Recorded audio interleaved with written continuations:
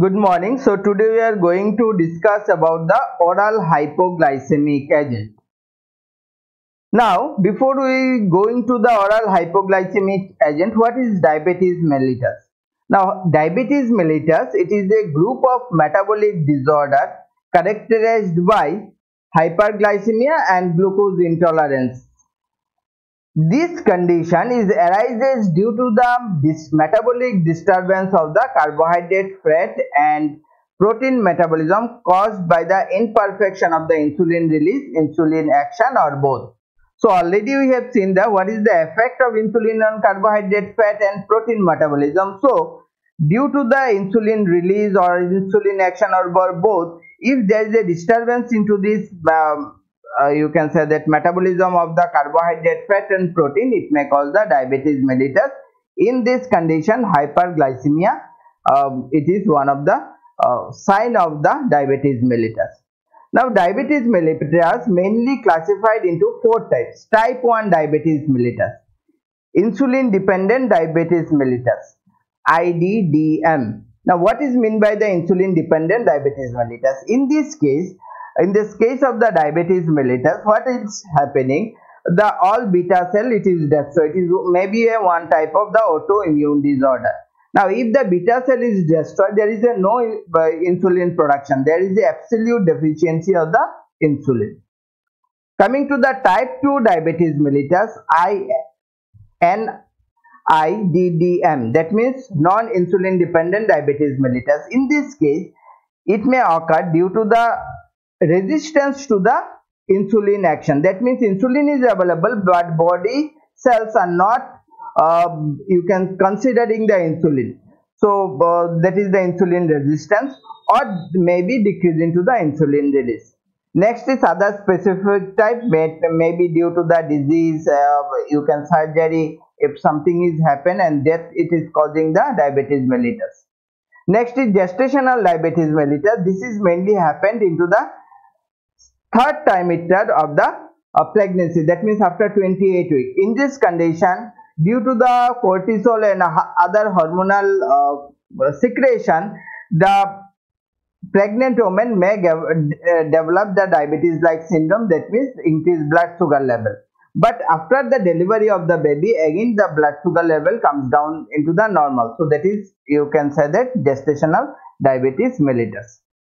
Now we will see about the pathogenesis involved into the diabetes mellitus. So here it is type 1 and here it is type 2. So and mainly I will focus in these two categories. These are the major. Now genetic susceptibility.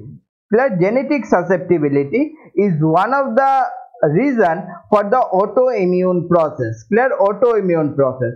Other than the, for example, environmental factor like you can say the seasonal variation, exposure of the bovine milk protein into the very early age, then infection and disease, viral infection, or you can say that other autoimmune disease that can trigger the autoimmune process. Autoimmune process. In the autoimmune process, what will happen? The body will generate the antibody against the beta cell. Against the beta cell. So here that you can say that like T lymphocyte is there, macrophage is there. So these are the, you can say that in the autoimmune process, these are the things it is generated.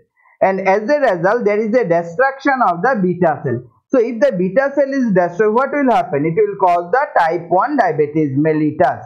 Type 1 diabetes mellitus. In case of the type 2 diabetes mellitus, constitutional or environmental factors like lack of physical exercise, stress, high diet, it will cause the obesity. Now due to the obesity, there is the insulin resistance. Now what we have told about the insulin resistance? In the insulin resistance, the insulin production is same, but tissues are not responding to the insulin. So that is the insulin resistance. Other than this, hypertension and other cardiovascular disease may cause the insulin resistance. Genetic factor also may involve into the insulin resistance. Then due to the genetic factor, decreased insulin secretion. Decreased insulin secretion also it may be there. Now either the insulin resistance or the decreased insulin secretion, they will responsible for the increased hepatic glucose secretion. Increased hepatic the glucose secretion or you can say that due to the beta cells are not working properly, or due to the overworking and all, they are not working properly, so maybe some beta cell it will be destroyed, apoptosis of the some beta cell. So both the cases it will call the type 2 diabetes mellitus. Now coming to the pharmacological treatment of the diabetes mellitus, there is a different injectable anti-diabetic agents are there, like insulin, amylin analog and GLP analog. Now insulin is the, you can say that, major. Next is oral hypoglycemic agent, sulfonylurea. Again sulfonylurea subclassified into the first generation and second generation.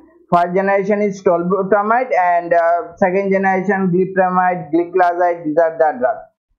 Next is meglitinides, that is the repaglinide, biguanides like metformin, thiazolidinedione, pioglitazone, rosiglitazone, PPAR alpha and gamma agonist, that is the soroglitazar, alpha glucosidase inhibitors, acarbose, diphenyl peptidase 4 inhibitor, that is the sitagliptin,